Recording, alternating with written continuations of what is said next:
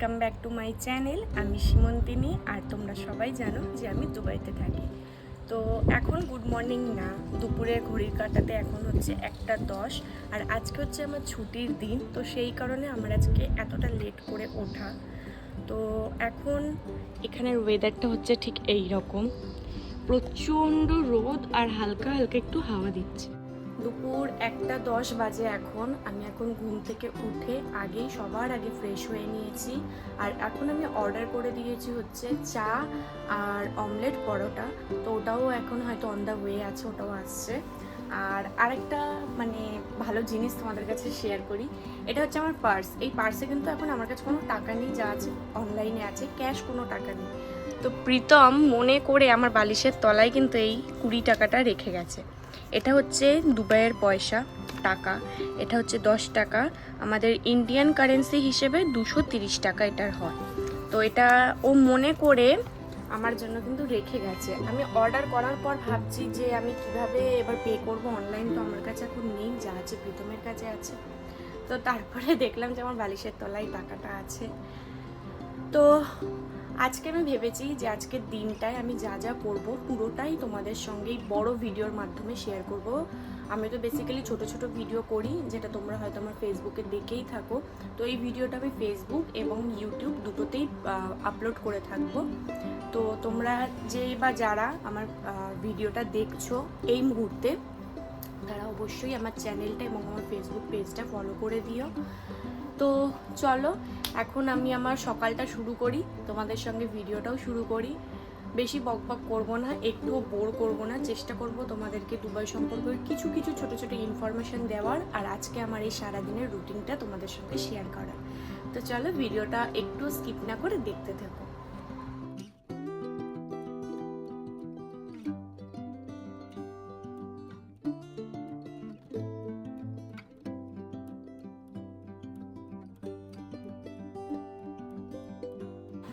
আর আজকের এই ভিডিওর মাধ্যমে আমার এই ছোট্ট পার্টিশন রুমটা, যেটা এখন এত অগোছালো হয়ে রয়েছে, সেটাকে আমি সুন্দর করে পরিপাটি করে রেডি করব, সেটাও কিন্তু আমি তোমাদের সঙ্গে এই ভিডিওতে শেয়ার করব।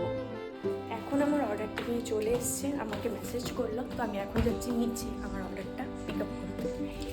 এটা হচ্ছে আমরা যে ভিলাটায় থাকি সেই ভিলাটার বাইরেটা।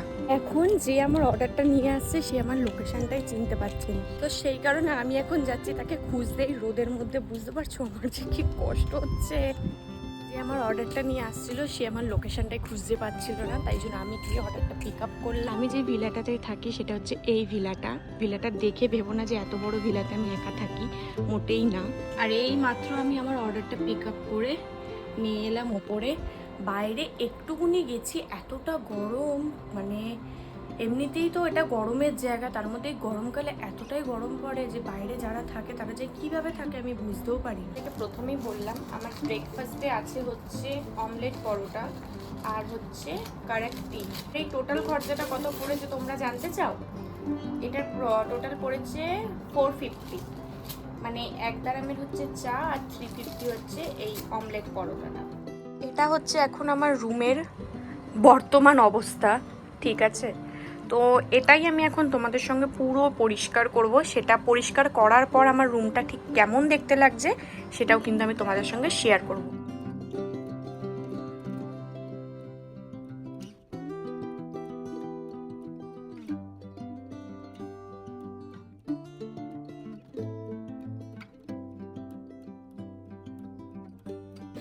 রুম ক্লিন করে আমি এখন চলে এসেছি রান্নাঘরে।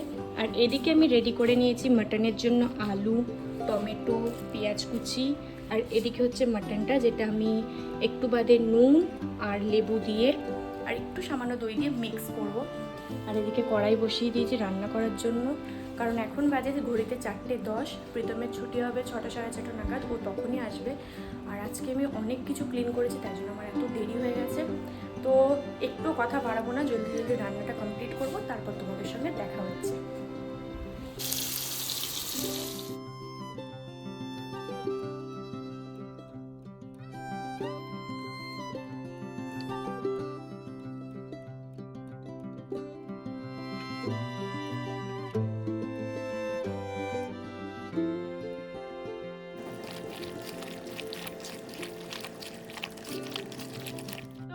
এখন রান্না করতে করতে হঠাৎ আমাদের গ্যাস শেষ হয়ে গেছে, তো তাই জন্য আমি চলে এসেছি ওয়াশিং মেশিনের কাছে।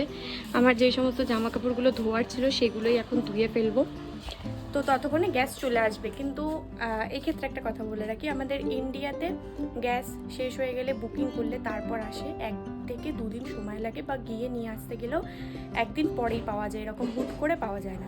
কিন্তু এখানে ইউএইতে এই একটা সুবিধা আছে, গ্যাস শেষ হয়ে গেলে তুমি জাস্ট একটা কল করে দাও, 30 থেকে 40 মিনিটের মধ্যে তোমার বাড়িতে গ্যাস চলে আসবে।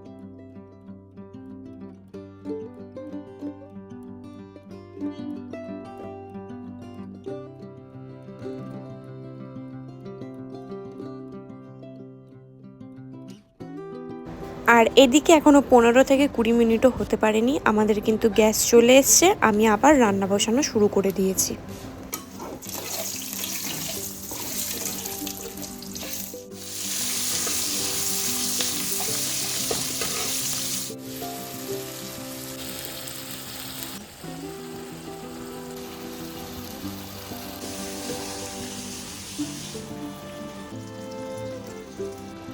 আর এখানে আমার রেডি হচ্ছে লাল লাল মাটনের ঝোল।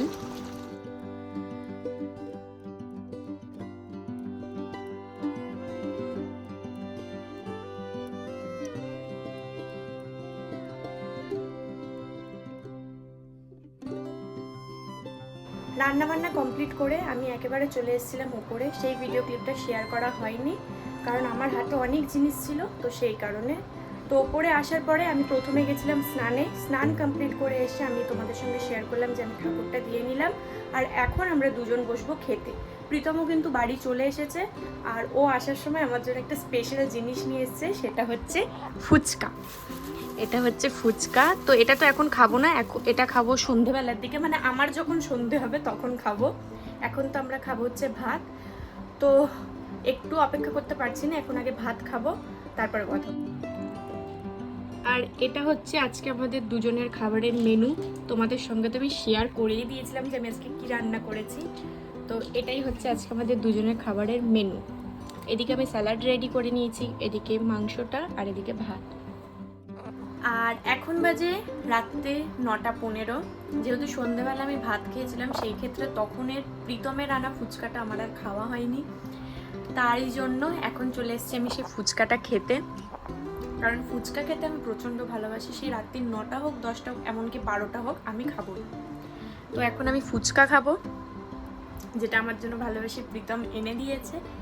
তো ভিডিওটা আমি এখানেই শেষ করছি। ভিডিওটা কেমন লাগলো সেটা কিন্তু অবশ্যই কমেন্ট বক্সে কমেন্ট করে জানিও। আমার খুবই একটা সাধারণ লাইফস্টাইল, সেটাই আমি তোমাদের সঙ্গে আজকে এই ভিডিওর মাধ্যমে শেয়ার করলাম, যে ছুটির দিন আমি বাড়িতে থাকলে কি কি করে থাকি। তো তোমরা যদি আরও কিছু জানতে চাও আমার ব্যাপারে, এবং অনেক কোনো যদি প্রশ্ন থেকে থাকে তোমাদের মনে দুবাই বিষয়, তো সেগুলো অবশ্যই কমেন্ট বক্সে কমেন্ট করে যেও, আমি অবশ্যই তোমাদের কমেন্টগুলোর উত্তর দেওয়ার চেষ্টা করব। তো চলো আজকের মতো টাটা, দেখা হচ্ছে নেক্সট কোনো ভিডিওতে খুব তাড়াতাড়ি। ততক্ষণের জন্য সবাই খুব ভালো থেকো, বাই বাই।